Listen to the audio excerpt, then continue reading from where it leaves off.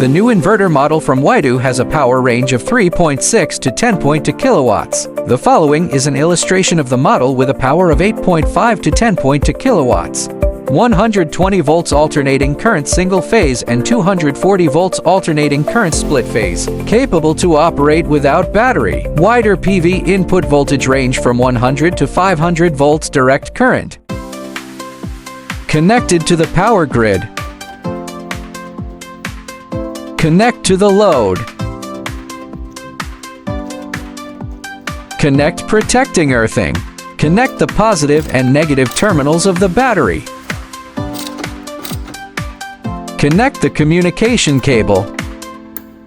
Connect the photovoltaic cables. Connection completed.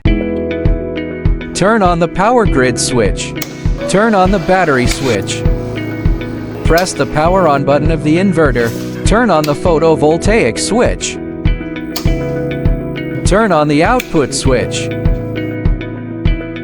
Press the button. Turn off all the switches.